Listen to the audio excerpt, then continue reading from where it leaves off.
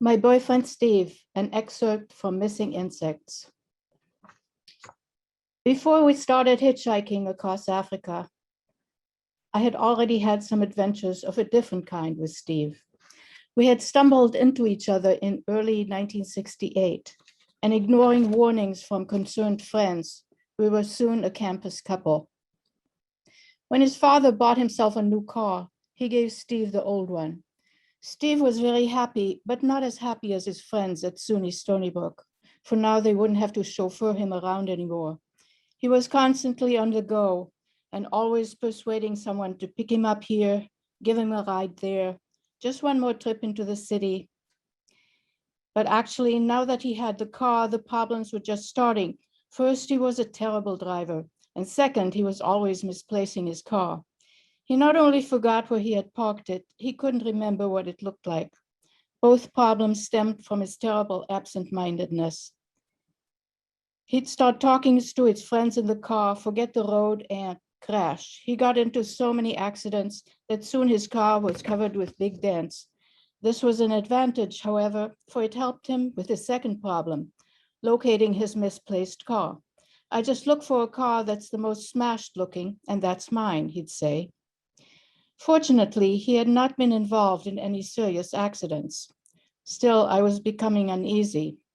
One time, he was talking animatedly at me sitting next to him, and I noticed that we were coming to a T-intersection with the road ending ahead as it branched to the left and right at the foot of a grassy hill.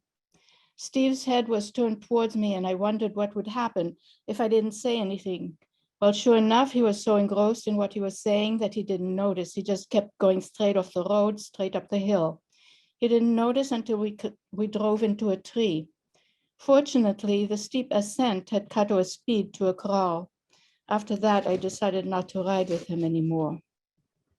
Another aspect of his absent-mindedness was that he was always losing stuff, leaving his books and things in his various classrooms and the cafeteria. Also, he had a hard time distinguishing between what belonged to him and what belonged to others. If he went to visit a friend, he was more likely than not to leave with his friend's jacket and leave his own behind. This he did unconsciously, for he was seldom aware of what his things looked like. You may wonder why, with these faults, he had so many loyal friends. But he had many endearing qualities also. One was that he wrote his friends' English papers. He loved to string words together, whether verbally or in writing. It was a pleasure to watch him write. He had no need of making a rough draft. He just sat at the typewriter, the keys raining down steadily without a break, while sheet after completed sheet drifted to the floor. He had incredibly long fingers, and the fact that he had played violin since he was 7 had given them a life of their own. Thus, he was a very fast typist. He told how he would walk into secretarial employment agencies looking for a summer job. The receptionist and all those coiffed and polished girls would look askance at his long hair and bell bottoms. But then it would be time for the typing test. I'd leave all those girls far behind, for I can type up a storm, and I'd get the best paying job. Because he was always losing things, like his textbooks, he had to constantly replenish his supply by stealing from stores. And this he did easily, for his long, quick fingers helped him develop this into an art. He seldom walked out of a store without something he hadn't paid for hidden somewhere on him. Sometimes it would be a half dozen books or records stuffed against the back of his jacket, sometimes just a little trinket up his sleeve. He would often be surprised at what he found later in his pockets. He never kept anything he stole. He either gave it away or quickly lost it again. His most memorable theft happened just after his grandmother died. He had been very close to Nana, for it was she who had raised him. I had met Nana. She was very old and hunchbacked since childhood. She always wanted me to massage her hump since I was little, for it hurt her, he said. I'm so glad I did that for her. He came back to my dorm from the funeral, red-eyed and holding an enormous bouquet of beautiful flowers. He had gathered them from nearby graves. Flowers should be for the living, he said, holding them out to me. Steve lived in the dorm next to mine with a roommate named Bob. Steve and Bob were good friends and got along in most ways, except one. Bob was very neat and finicky about his clothes and possessions, while Steve was sloppy and careless to an extreme.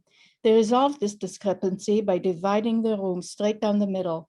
While this was a working compromise, Bob was always anxious about the chaos that seemed to be forever on the verge of overflowing onto his territory, while Steve had to constantly fight the temptation of trampling onto the pristine purity that beckoned from Bob's side. One day I came over just as Bob was leaving to go to the chemistry lab class. "Look, Steve," said Bob, "I just put clean sheets on my bed, so don't sit there, you hear? Just stay off it." Steve assured him that he had nothing to worry about, but as soon as the door closed, Steve eyed Bob's snow-white sheets hungrily. "Come on, let's do it on his bed," he murmured as he pulled me towards Bob's side of the room. "But Steve, you know he just told you to leave his bed alone." "It'll be better on his bed," Steve insisted. "I'll be careful. He'll never find out." No matter how I tried to maneuver him onto his own bed, Steve had his heart set, and we wound up on his roommate's virginal sheets. I must say there was something to Steve's claim, for sex on Bob's bed really was fantastic. Afterwards, we fell into a deep, satisfied sleep. I woke a couple of hours later to the familiar cramps that always signaled the beginning of my period. I checked, and sure enough, there was a bright red stain on the sheet. Immediately realizing the implications, I jumped up, threw on my clothes, and shook Steve awake. "Get up," I yelled, pointing out the spot. "I'll throw the sheet into the washer so it'll be clean when he gets back." "No time," said Steve, looking at the clock. "He's due back any minute." "But Steve, he'll be furious when he sees what we did to his clean sheet."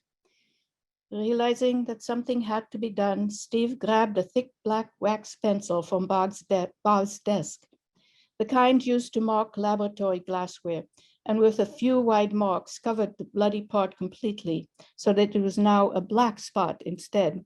"There," he said, "you can't see it anymore." I looked incredulously at what he had done. "Now it's worse," I screamed. "You've made it even more noticeable and impossible to wash out." Noting the logic of my words, Steve decided that to end the one problem once and for all. A pair of scissors suddenly appeared in his hand, and before I could stop him, he had cut out the black spot.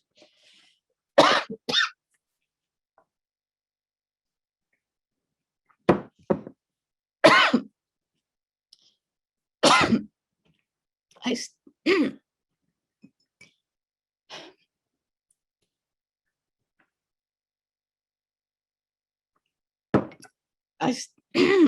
I stared aghast at the hole. "You've completely ruined his sheet. He'll kill you." But Steve didn't panic. Instead, he went over to his own bed and cut a hole in his sheet, the same size as the one in Bob's sheet. He put the scissors away and had just finished putting his clothes on when Bob walked in the door. "Look at that," announced Steve indignantly. "Some joker cut holes in our sheets while we were out. I bet it's that smart aleck Harvey next door. He's always playing these stupid practical jokes." Bob was so upset and angry at Harvey that he didn't notice my inadequate attempts at a straight face or the muffled choking sounds that escaped as I hurriedly left their room.